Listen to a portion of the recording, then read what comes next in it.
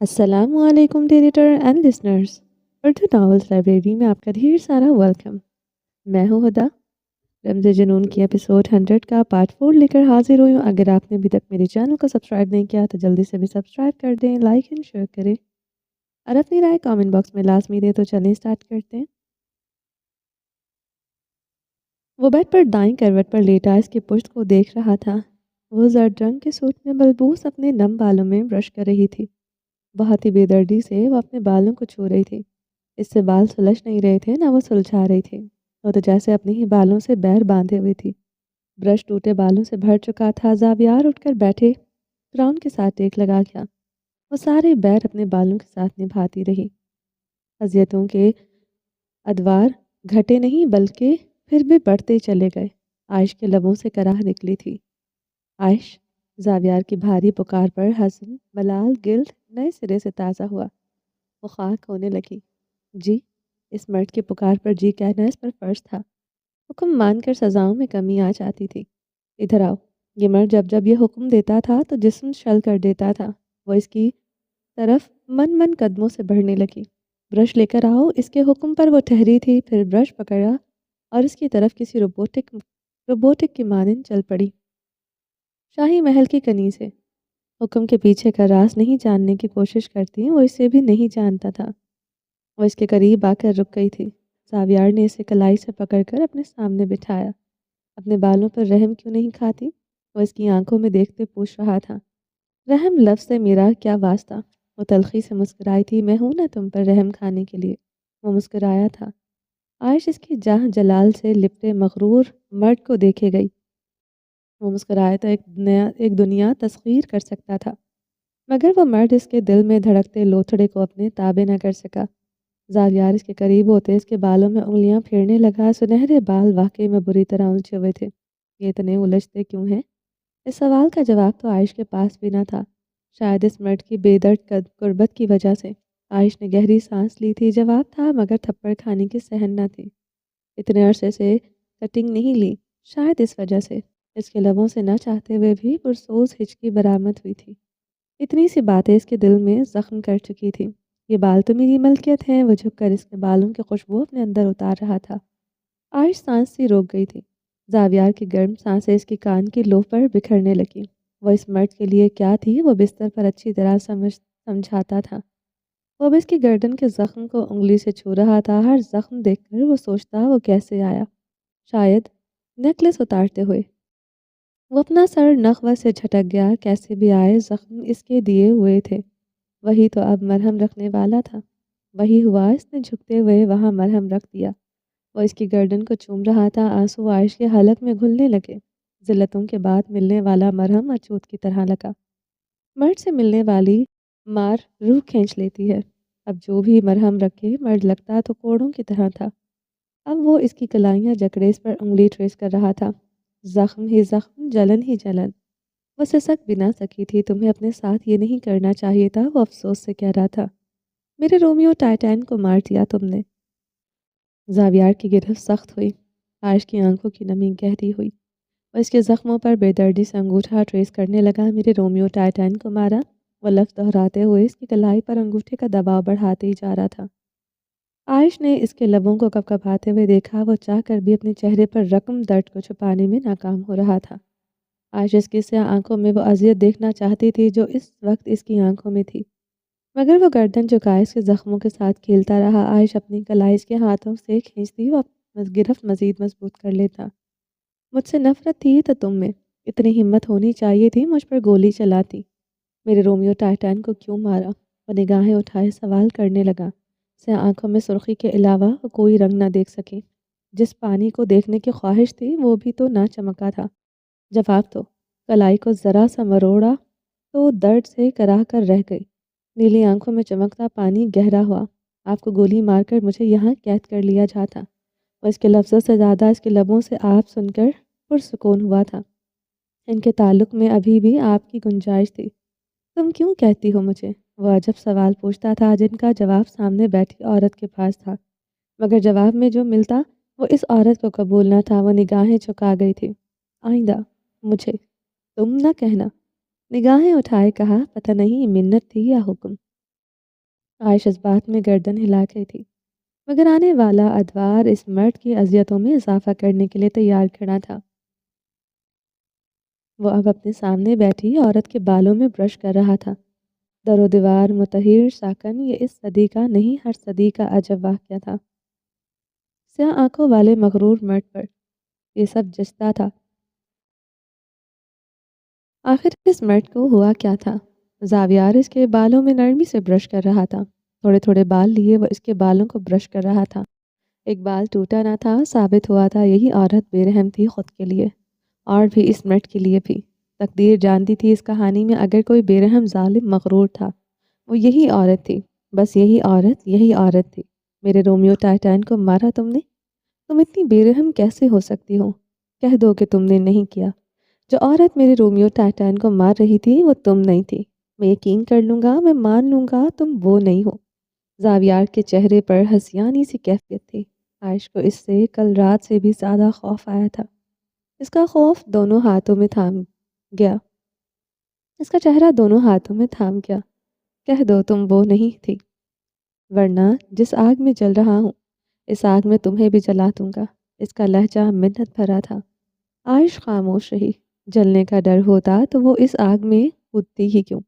اگر یہ مرد بے سکون تھا تو وہ راحت میں تھی۔ عائش کی خاموشی پر زاویار کا چہرہ تاریک ہونے لگا۔ وہ اس کے جھوٹ پر یقین کرنا چاہتا تھا، مگر وہ تھی اس کے یقین کے لیے جھوٹ نہ بولنا چاہتی تھی۔ زاویار کا ہاتھ اس کی گردن پر آن ٹھہرا۔ وہ پرسکون رہی، وہ دباتا چلا گیا، مگر وہ پھر بھی پرسکون رہی۔ چہرہ نیلا ہونے لگا مگر وہ پرسکون رہی۔ زاویار کا چہرہ سرخ تھا، سانس تھونکنے کی مانند چلنے لگی، مگر وہ عورت بے رحم رہی۔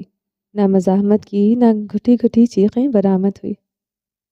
وہ اپنی جان اس مرد کی ملکیت کر رہی تھی۔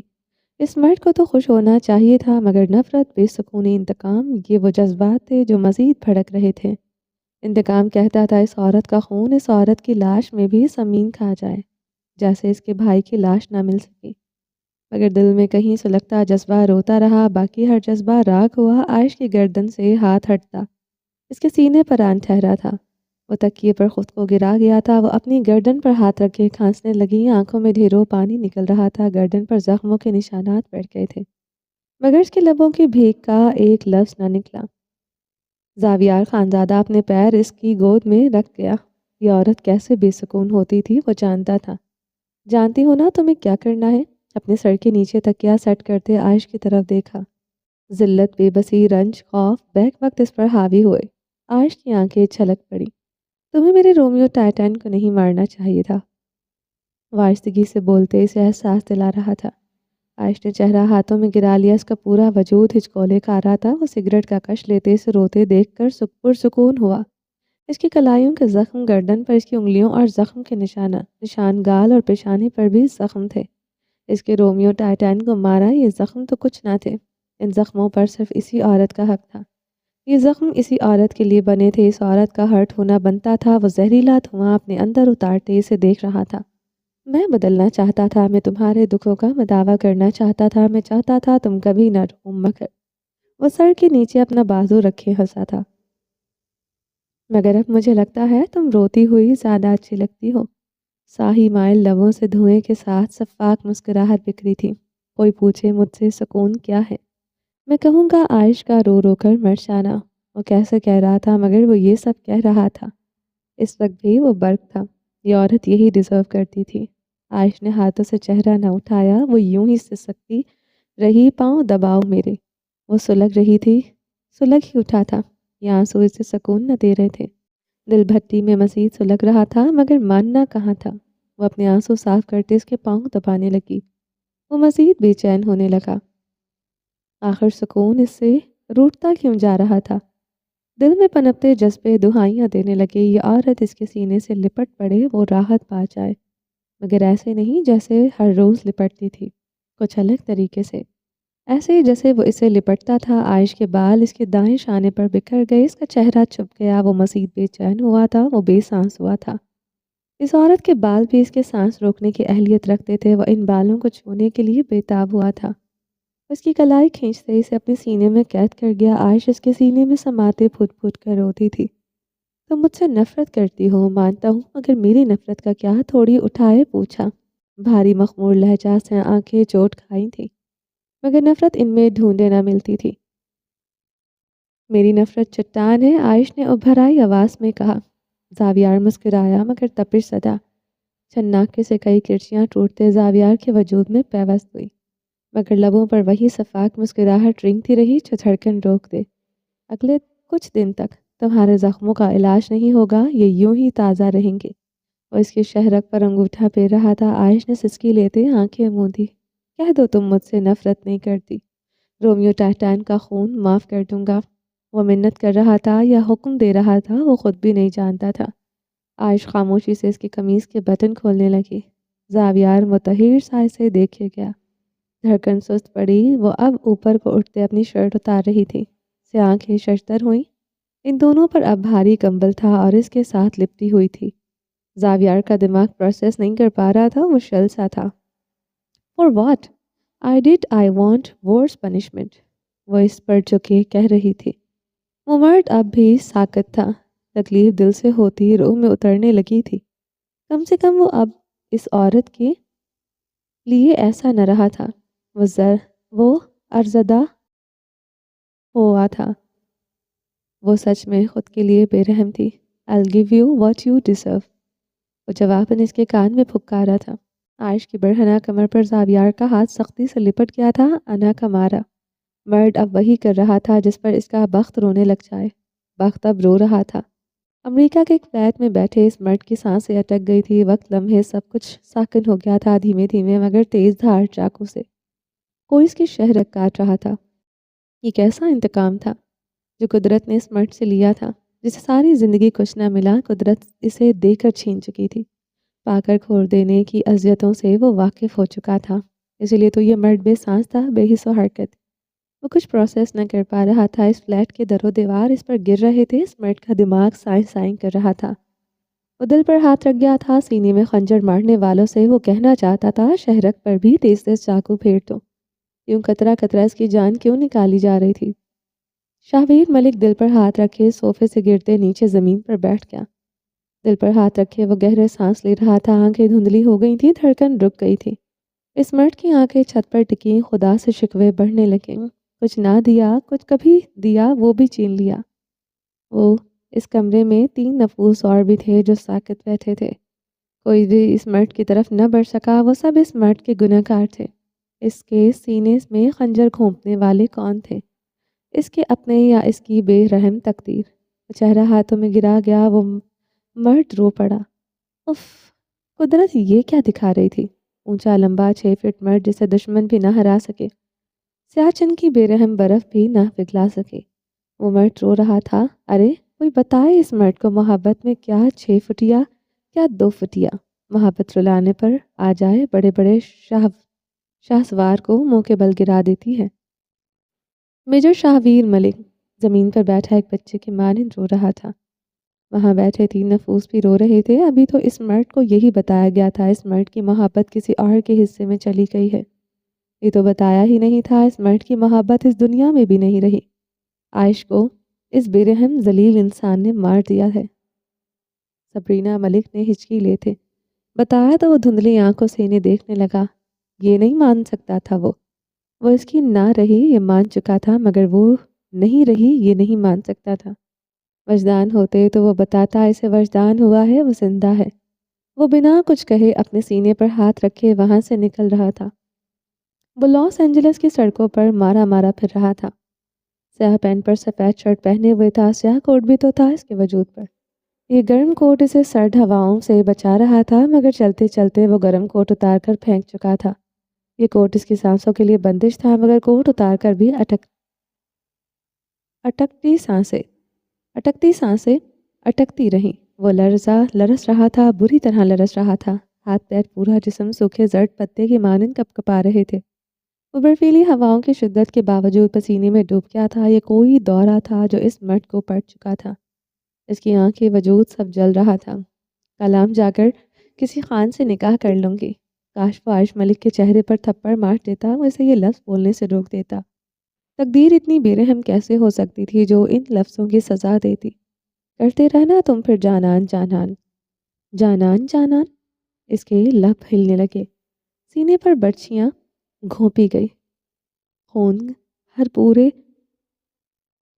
ہر پور سے رس رہا تھا۔ وہ اس زندگی کو کھو چکا تھا جس کی وجہ سے وہ جیتا آیا تھا۔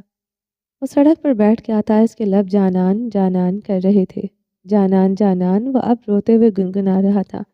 سڑک پر چلتے لوگ اسے رک کر دیکھتے، پھر آگے بڑھ جاتے۔ ان سڑکوں پر روز ہی کسی عاشق کا دل ٹوٹتا تھا۔ یہ قصے نئے نہ تھے، مگر یہ قصہ نہیں تھا جو کتابوں کا حصہ بنتا۔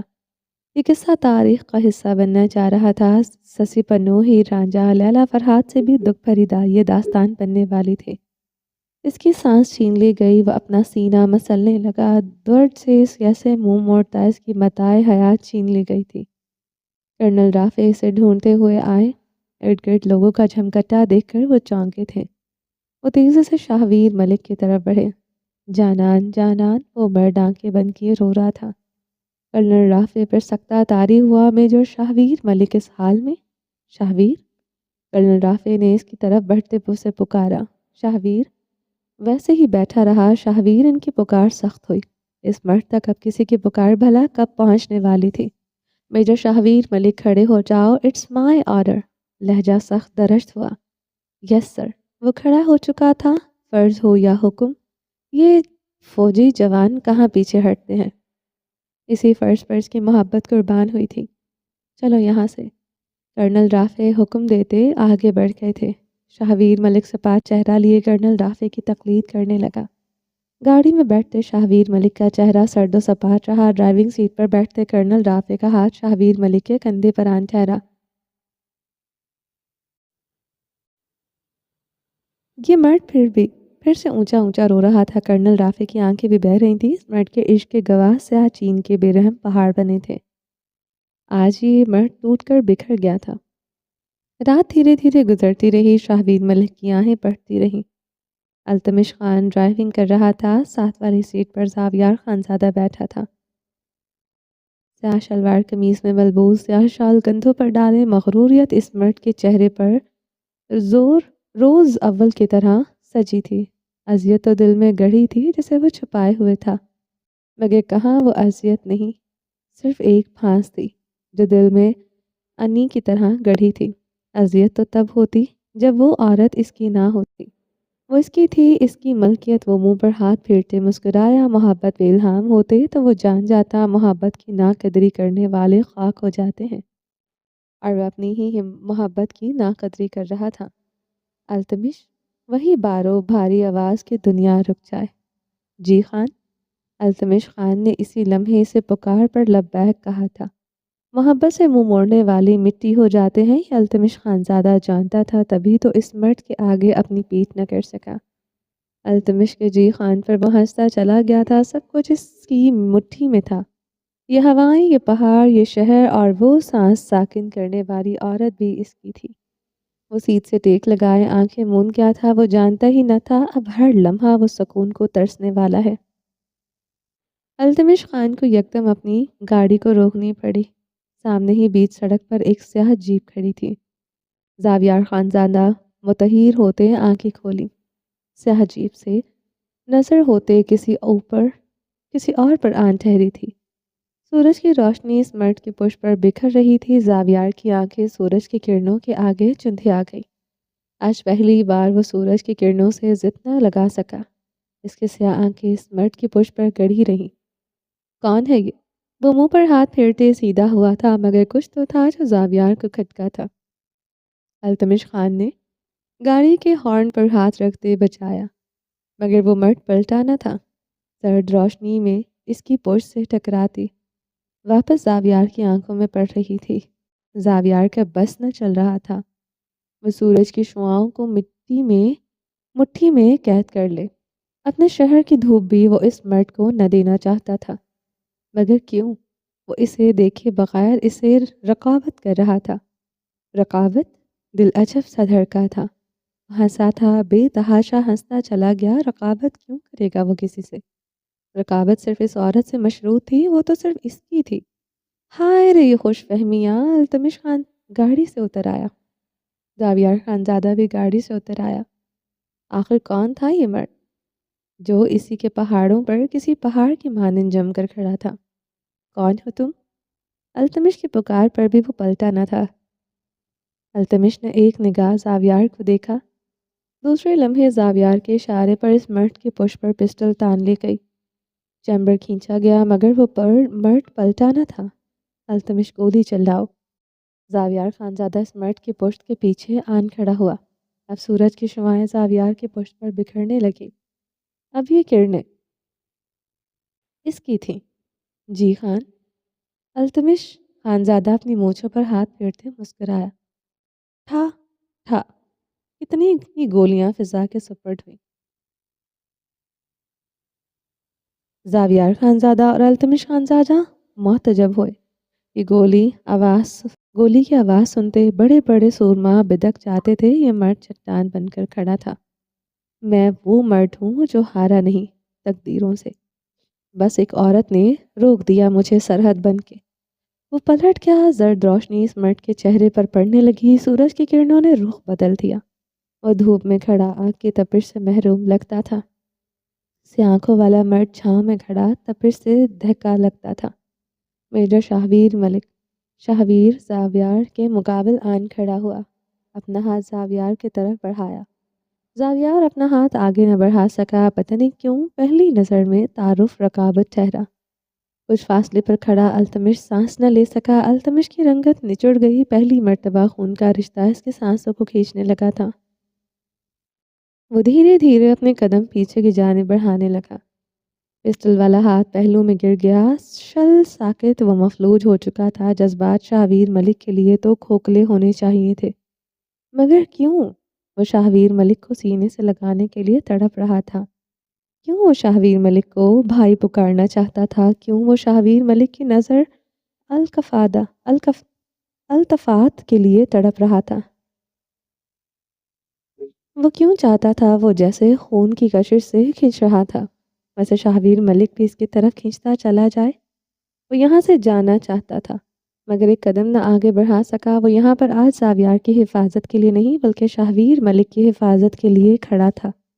طے ہو گیا، وفائیں ہار رہی تھی، خون کی کشش جیت رہی تھی۔ التمش کے مفلوج ہاتھ میں پسٹل کی جکڑ مضبوط ہوئی۔ وہ نم آنکھوں سے اپنے بھائی کو دیکھتا رہا، خان کی طرف آج تو نظر جا ہی نہ سکی تھی۔ کیا سردار زاویار کی تقدیر کے ساتھ پوری دنیا دغا کرنے والی تھی؟ اب تو درد ہی درد تھا، اس مرد کی قسمت پر رحم ہی کھایا جا سکتا تھا۔ شاہویر ملک نے مسکراتے ہوئے اپنے ہاتھ کو دیکھا جسے زاویار نے تھاما تھا۔ اچھی بات ہے، شاید یہ ہاتھ کبھی خود کو معاف نہ کر سکتا۔ شاہویر مسکراتے ہوئے سڑک کے کنارے پر کھڑے نیچے کھائی کی طرف دیکھا جہاں کچھ نہ تھا، ہر حد ختم تھی۔ زاویار شاہویر کی پشت کو چپتی نگاہوں سے دیکھتا رہا، دماغ ملک میں الجھا رہا۔ تعارف ادھورا تھا، وہ سمجھ گیا تھا ہر حد ختم ہے، یہاں موت ہی ملتی ہوگی، جو بیچارے یہاں سے گرتے ہوں گے۔ وہ پلٹے بغیر کہہ رہا تھا، زاویار خانزادہ کی رنگت تاریخ سی ہوئی تھی، دل میں لگا زخم ادھڑا تھا۔ یہی تو وہ جگہ تھی جہاں سے ارتضیٰ کی گاڑی گری تھی۔ اذان ملک نے جب ارتضیٰ پر گولیاں چلائی ہوں گی تو گولی ارتضیٰ کے دماغ پر لگی ہوگی یا پھر پشت پر۔ شاہویر سنجیدگی سے کہتے زاویار کے مقابل آن کھڑا ہوا تھا، بکواس بند کرو ورنہ یہ کھائی تمہاری مقدر ہوگی۔ زاویار نے سرخ چہرے کے ساتھ کہا۔ التمش خانزادہ کے پسٹل کا رخ زاویار کے پشت کی طرف ہوا، فضا ساکن ہوئی۔ وفادار بے وفائی پر اتر آئے تو دل نہیں ٹوٹتے، دنیا اجڑ جاتی ہے۔ کلام کا یہ حصہ آج سے اجڑ گیا تھا۔ میں مصطفیٰ ملک کا بھتیجا ہوں، اذان ملک کا بھائی۔ زاویار اس کے تعارف پر جلتا رہا۔ تعارف میں وہ عائش کا بھی بھائی ہونا چاہیے تھا، یہ تعارف ابھی قرض تھا۔ وہ جانتا تھا کاش یہ قرض کبھی نہ اترے۔ اذان ملک قاتل ہے، یہ فیصلہ کس نے کیا؟ زاویار کی آنکھوں میں دیکھتے پوچھ رہا تھا، اس نے مارا ہے میرے بھائی کو؟ زاویار نے ہر لفظ پر زور دیا، صحیح کہہ رہے ہو، شکست و شبوت سارے اذان ملک کی طرف جاتے ہیں۔ شک و شبوت سارے اذان ملک کی طرف جاتے ہیں، مگر اس سڑک پر بیک وقت ایک ہی گاڑی چل سکتی ہے۔ اذان ملک کی گاڑی ارتضیٰ خان کی گاڑی کے پیچھے تھی۔ اذان اس سڑک پر بمشکل ہی گاڑی چلا رہا ہوگا، کیونکہ یہ سڑکیں ہم شہریوں کے لیے نہیں بنی، پھر وہ کیسے ارتضیٰ کو مار سکتا ہے؟ شاہویر سنجیدگی سے کہہ رہا تھا، زاویار شال کندھوں پر جھٹکتے تمسخراتی مسکراتے رہا۔ آسان نے 4 نہیں 2 گولیاں چلائی تھیں، جس کے شیل تمہیں ضرور ملے ہوں گے۔ شاہویر کی باتوں پر زاویار کی رنگت تیزی سے سرخ ہو رہی تھی۔ اس نے 2 سے زائد گولیاں چلائی تھیں جو ارتضیٰ کو لگی تھی، یہ وہ خود مان چکا ہے۔ زاویار نے بھڑکتے ہوئے کہا، اذان ملک نے بتایا ارتضیٰ کو گولی سینے کے کسی حصے میں لگی تھی۔ اس نے خود ارتضیٰ کے سینے سے خون نکلتے دیکھا تھا۔ بکواس، ڈیڈ تمہاری ساری تحقیق۔ جس سڑک پر گاڑی نہیں صحیح طرح چل سکتی، وہاں اذان نے کیسے دیکھ لیا گولی آگے سے لگی ہے یا پیچھے سے لگی؟ گولی پیچھے سے لگی اور آگے سے نکلی۔ زاویار نے بات ختم کرتے استہزائیہ انداز میں ہاتھ چھاڑے۔ میری تحقیق ڈڈ ہو سکتی ہے مگر میرے جذبات نہیں۔ اذان ملک پرندہ نہیں مار سکتا، وہ کسی کو گولیاں کیسے مار سکتا ہے؟ گولیاں صرف گاڑی کی ڈگی پر لگی تھی، مگر اسی دوران 2 گولیاں ارتضیٰ کو آگے سے لگی اور ارتضیٰ اس کے ہاتھوں سے گاڑی کا کنٹرول چھوٹ گیا۔ زاویار خانزادہ شاہویر ملک کی باتوں کو سنتے لب کھینچے ہوئے تھا۔ کچھ سمجھ نہیں آ رہی تھی، نہ وہ سمجھنا چاہتا تھا۔ گولی اذان نے چلائی، یہی سچ تھا۔ میں پھر آؤں گا مگر ثبوتوں کے ساتھ۔ ایٹ لیسٹ اب میں یہاں سے جاؤں گا ہی نہیں۔ جو قرض رہ گیا وہ اتارنا بھی تو ہے۔ وہ کہتے جیپ میں بیٹھ چکا تھا۔ زاویار خانزادہ کی سلگتی نگاہوں کی تپش بڑھنے لگی تھی۔ التمش، زاویار نے پکارا۔ پہلی بار التمش جواباً جی خان نہ کہہ سکا۔ دل تو اپنے بھائی کے گلے سے نہ لگنے پر زخمی تھا۔ التمش، زاویار نے پھر سے اسے پکارا۔ جی خان۔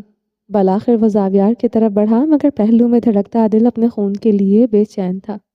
پتہ کرو عائش اور اس کا ماضی میں کیا تعلق رہ چکا ہے۔ بمشکل ہی وہ یہ لفظ اپنے لبوں پر لایا پایا تھا۔ وہ جانتا تھا آنکھیں دھوکہ نہیں کھاتی، دھوکہ ہمیشہ لفظ دیتے ہیں۔ میری زندگی میں آنے والے پہلے آپ مرد ہیں۔ زاویار کا دل دعا گیر تھا، وہ عورت جھوٹ مکاری کی ہر حد پار کر جائے مگر یہ لفظ جھوٹ نہ پڑے۔ دعائیں بہت جلد رد ہونے والی تھیں۔ طوفان کنارے پر ہی تھا۔ وہ اپنے کمرے کی گلاس ونڈو کے آگے کھڑا تھا۔ دل میں عجب سا درد ہو رہا تھا۔ وہ عورت سب کچھ کرے، اس کے دل پر پیر رکھ دے، گوارا تھا مگر کسی دوسرے کا وجود نہیں۔ اس عورت سے دی جانے والی یہ تکلیف معافی کے لائق نہیں تھی۔ وہ رومیو ٹائٹان کا قتل معاف کرنے کو تیار تھا، وہ ارتضیٰ کا خون معاف کرنے کو تیار تھا مگر اس کے دل کا قتل نہ کرے۔ گلاس ونڈو سے بلند و بانگ پہاڑ نظر آ رہے تھے۔ وہ ان پر نگاہیں جمائے ہوئے تھا، دل خوف سے دھڑک رہا تھا۔ زاویار نے پلٹ کر دیکھا، وہ بیڈ پر بیٹھی اس کی قمیص کے ٹوٹے بٹن ٹانک رہی تھی۔ وہ پھر سے اپنی نگاہیں گلاس ونڈو پر جما کیا تھا۔ شاہویر ملک سے تمہارا کیا رشتہ ہے؟ سس کی آواز آئی اور سوئی عائش کی انگلی میں چپ گئی۔ وہ مٹھیاں بھیج گیا تھا۔ یہ سوئی عائش ملک کو نہیں، اس کے دل میں چپ گئی تھی۔ کچھ تھا اس سسکاری میں۔ زاویار کو ٹھنڈے پسینے آئے تھے، موت جیسے پنجے پھیلا کر آن کھڑی ہوئی تھی۔ شراکت داری کا بوجھ اتنا بھاری تھا کہ وہ اس کے نیچے دبنے لگا تھا۔ وہ عائش کی طرف بڑھا جو شرٹ ہاتھ میں پکڑے بری طرح کانپ رہی تھی، پیشانی پسینے سے تر تھی۔ وہ ایسے کیوں ڈر رہی تھی؟ آخر جلن ہی جلن زاویار کو محسوس ہوئی تھی۔ آگ ہی آگ بھڑکتی تھی محسوس ہوئی تھی۔ کوئی تھا جو اس کی گردن پر پاؤں رکھ کر کھڑا تھا۔ اس عورت کے قدموں میں جھک کر وہ تا عمر کی رفاقت نہیں، صرف وفا مانگنا چاہتا تھا۔ وہ اس کے سامنے آ کر بیٹھ گیا۔ اس کے ہاتھوں سے قمیض پکڑے بیڈ پر رکھی وہ نگاہیں چکائے ہوئے تھی۔ وہ چاہتا بھی نہیں تھا۔ وہ نگاہیں اٹھائے، وہ ان آنکھوں میں اپنے رقیب کا چہرہ نہیں دیکھ سکتا تھا۔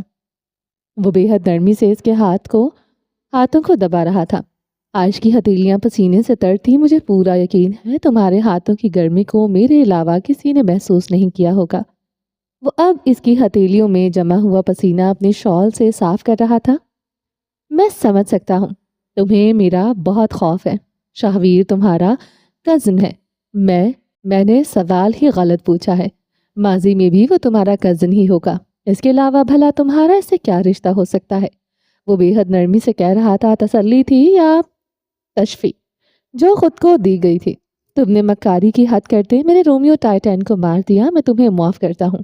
تمہیں اب کوئی سزا نہیں ملے گی۔ وہ اس کی گردن پر لگے زخم کو دیکھتے کھڑا ہوا تھا، ڈریسنگ روم کی طرف سے بڑھ گیا تھا۔ کچھ لمحوں بعد وہ پھر سے اس کے سامنے بیٹھا تھا۔ ایک چھوٹے سے ڈبے میں ڈریسنگ کا سامان تھا۔ वो अब इसकी गर्दन पर कोई मरहम लगा रहा था, झुकते हुए साथ साथ फूंके मार रहा था। फूंकों की जरूरत आयश को नहीं, इस मर्द को खुद को होती। इस वक्त जो जलन से तड़प रहा था वो खुद था। अब वो आयश की कलाई जकड़े जख्मों पर मरहम लगाते फूंके मार रहा था। अब कोई दर्द नहीं, सिर्फ मोहब्बत। वो इसकी थोड़ी नरमी से जकड़े मुस्कुराया था। आयश इसकी स्याह आंखों की सुर्ख देखकर खौफजदा हुई थी। खून से सुर्ख डोरे तैर रहे थे। तुमसे जितने भी झूठ बोले, मुझसे मक्कारियां की, सब माफ कर दिया। तुम वनी में हो, मैं भी ये भूल जाऊंगा। बेहद नरमी से आयश की आंखों में ठहरे आंसू अंगूठों के पूरों से साफ किए। आयश ने फिर से सिसकारी भरी थी। जावियार ने बेदर्दी से आंख के गोशे साफ किए थे। ओह सॉरी, मुझे आदत नहीं इतनी नरमी की। मैं एक सख्त किस्म का मर्द हूँ, वक्त लगेगा मगर मैं बदल जाऊंगा। गर्दन झुकाए पहला माफीनामा पेश करते अजहर बताया गया। आयश की सांस रुक गई थी। ये मर्द माफी मांग रहा था। जो मुझे तकलीफ देता है मैं इसे तकलीफ जरूर देता हूँ। तो मैं सुई चुभी मगर मुझे तकलीफ यहाँ हुई।